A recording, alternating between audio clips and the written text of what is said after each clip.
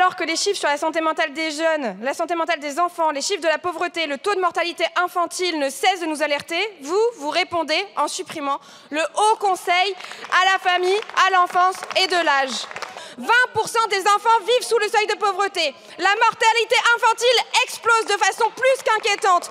Des dizaines de milliers d'enfants n'ont pas de logement stable et digne. Et vous répondez natalité. Êtes-vous bien sûr de vouloir faire des économies sur le dos de nos enfants? La Défenseure des droits et tous ceux qui se soucient de l'intérêt de l'enfance s'opposent à cette suppression et vous regardent. Hier, vous nous disiez, vous tentiez de légitimer vos pseudo-argumentations par des suppressions et vos méthodes trumpistes en utilisant des arguments démagogiques, minables, en nous disant à nous que nous étions contre les hôpitaux et contre les personnes âgées. Alors êtes-vous contre l'enfance?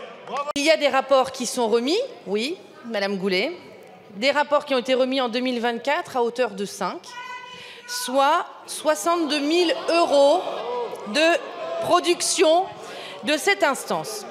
La réalité, c'est que, et je suis une grande défenseuse de la politique familiale française, et je crois précisément qu'il manque de vision pour justement favoriser la natalité en France. Donc c'est réellement un point que je tiens à défendre. Simplement, aujourd'hui, si nous parlons de rationalisation du millefeuille administratif, nous constatons quoi? Tout simplement qu'il existe aujourd'hui des doublons administratifs. L'existence du comité interministériel à l'enfance, le Haut Commissariat à l'enfance créé il y a de ça à peine 3 mois par le président de la République, le CNPE, le GIP en France protégée, on voit bien qu'il y a besoin de remettre de la clarté dans le fonctionnement, le pilotage et la gouvernance de ces... Voilà une nouvelle illustration de l'absurdité de l'article 1 que je pointais tout à l'heure quand Marc Fesneau nous appelait en quelque sorte à la raison. Parce que franchement, en quoi la suppression du Haut Conseil à la famille, l'enfance et l'âge contribue à simplifier la vie économique? En quoi ça contribue à simplifier la vie des entreprises ou des gens? Aucunement. Le rapport du HCFCEA, là, c'est 62 000 € le rapport. Ben, j'ai fait un petit calcul, c'est une page PowerPoint d'un rapport McKinsey. Donc si vraiment vous voulez faire des économies, et vous le pouvez, commencez par ça, comme l'a conseillé d'ailleurs un rapport transpartisan du Sénat il y a moins d'1 an. Merci, Monsieur le Président. Moi, je me suis penché sur les rapports du HCFEA et notamment, j'en ai pris 3 au hasard. Le pouvoir d'achat des familles face à l'inflation, 2023. Il existe déjà un rapport du Césaire là-dessus. L'accueil des enfants de moins de 3 ans, 2023. Il existe déjà des rapports de la CAF ou de l'Observatoire national de l'enfance. Les droits de l'enfant, quel chemin parcouru, 2022. Il existe déjà un rapport du Défenseur des droits. En réalité, tout ça fait doublon, tout ça s'empile, se conjugue et à la fin permet de caler des armoires. Donc il est temps de faire un peu de ménage, c'est ce que nous... Et honnêtement, 800 000 €, je pense que c'est pas avec ça qu'on va sauver le pays. Par contre, on risque de mettre en difficulté vraiment la protection de l'enfance. Par contre, Madame Blin, depuis tout à l'heure, vous nous expliquez qu'il faut supprimer le HCFCEA en nous citant que les organismes de l'enfance. Je vous rappelle que le HCFCEA, c'est l'enfance, la famille et le grand âge. Donc on voit bien qu'on a besoin quand même d'avoir enfin une structure qui regarde ailleurs qu'en silo, c'est-à-dire soit l'enfance, soit la famille, soit machin. Bon. Nous voterons contre cet amendement. On nous accuse d'y aller, entre guillemets, à la hache. Mais, chers collègues, on est sur un texte de simplification de la vie économique. En fait, le seul truc que vous faites dans les débats, c'est de vouloir rétablir un certain nombre de comités Théodule. Où est-ce qu'il est l'effort de simplification de votre côté? Vous n'avez aucune proposition de simplification. Autrement dit, chers collègues, votre obsession, c'est de complexifier la vie économique. C'est d'être les ennemis de nos artisans, de nos entrepreneurs, de nos collectivités territoriales, de nos agriculteurs. En réalité, les masques tombent. Au fond, Madame Blin, pour revenir au fond, je pose la question donc à nos collègues. Ont-ils jamais lu un rapport du Haut Conseil? Vous les avez lus ou pas? Vous avez jamais lu? Bon, et ben pourtant, vous auriez été très intéressé. Vous qui parlez sans arrêt des politiques locales, de l'implantation sur les territoires. D'ailleurs, c'est inversement proportionnel à votre non d'implantation sur les territoires. Vous auriez dû lire, par exemple, un rapport du mois de novembre sur la question de la restauration scolaire. Eh ben moi, le Haut Conseil, ils sont venus me le présenter et on a eu un débat sur la restauration scolaire. Hier soir, j'étais présent, j'ai entendu tous vos argumentaires. Vous avez dit que nous étions en train de ratiboiser les agences de l'État, les institutions. Qu'est-ce que vous faites? Vous allez supprimer sans évaluation une institution étatique.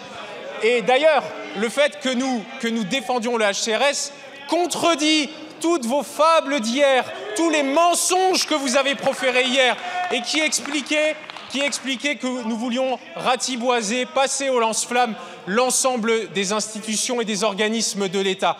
Franchement, chers collègues de gauche, je m'adresse notamment aux socialistes et aux écologistes, réfléchissez.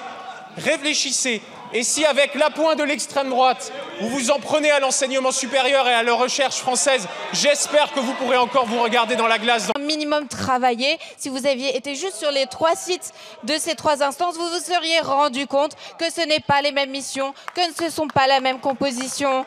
Et surtout, là, dans la suite des amendements qu'on va étudier, oui, ce que vous ciblez, ce sont souvent des instances où siègent des parlementaires. Et c'est heureux que des parlementaires siègent, travaillent sur des sujets. Et en tant que parlementaire, vous devriez défendre cela plutôt que de jeter l'opprobre sur le travail de vos collègues. C'est honteux. Et encore un mot sur votre méthode grossière.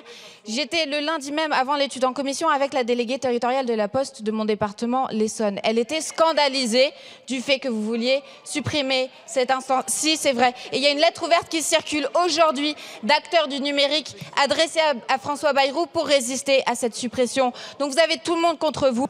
Me permet de dire à notre collègue que dans cette assemblée, il n'est pas permis de juger ses collègues en leur disant qu'ils ne travaillent pas. Je pense que tous les collègues ici travaillent et nous accuser de ne pas travailler, c'est tout juste insupportable de s'entendre dire par une députée LFI que les autres collègues ne travailleraient pas. Ça n'est pas possible. Nous sommes ici pour débattre sur le fond, pour donner des arguments, mais pas pour juger ses collègues.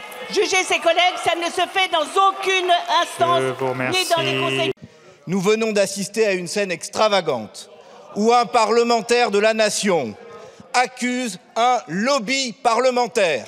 Ce sont des propos inacceptables, anti-parlementaires, poujadistes, qui font honte aux groupes qui hébergent les personnes qui portent de tels propos. C'est un discours inacceptable venant de membres d'une assemblée parlementaire pour laquelle tant de Français se sont battus, ont combattu, ont fait des révolutions pour que nous puissions... Que nous y prenons mal. Et monsieur le ministre, je n'ai pas dit que vous aviez fait du trumpisme. J'ai dit que cet article ouvrait la voie au trumpisme et que beaucoup s'en étaient saisis. Il faut écouter avec attention mes propos. Ça ne se vous adressait pas. Moi, alors, je l'ai pris pour moi, mais peut-être que je ne suis pas le seul à l'avoir dit. Mais en tout cas, c'est exactement ce que j'ai dit. C'est que ça ouvre la boîte à des argumentations lunaires. Tant ceux qui pensent que ça ne sert à rien, qu'il faut juste les supprimer parce qu'il y en a trop. Voilà. Et tant parfois dans des mécanismes de défense parce que certains peuvent... Mardi, dans nos murs, nous avions 60 ex-enfants placés qui dénonçaient les failles institutionnelles, les décès en protection de l'enfance, le manque de moyens. Et là, vous nous dites qu'il faut soit, pour le RN, tout bonnement supprimer le Conseil national de la protection de l'enfance, soit finalement le fusionner et enlever la part indépendante des questions de protection de l'enfance. C'est tout à fait inentendable. Et ça montre bien comment vous méconnaissez les politiques en matière de protection de l'enfance et politique familiale. Soyons sérieux, c'est pas tant une question budgétaire qu'une question d'efficacité. Un pays qui a 58% de dépenses publiques, 3 000 milliards de dettes, doit s'interroger sur ces organisations. Il y a un moment, il faut qu'on puisse tenir ces débats sereinement. Ne nous faites pas le procès du travail. Nous aussi, nous travaillons. Cette séance de l'après-midi, que les débats ne se fassent pas sur la base de mensonges. Il a été dit que les budgets de la culture étaient en baisse constante. C'est faux. C'est faux. Depuis 8 ans, les budgets de la culture que nous votons avec notre majorité sont en hausse constante. Voilà. Donc j'aimerais que pour baser vos argumentations, vous ne vous appuyez pas sur des mensonges, sur vos fantasmes. Supprimer comme ça des commissions à la volée, sans entrer dans la question de quelle politique publique on a derrière. Donc cette méthode, encore une fois, elle ne va pas.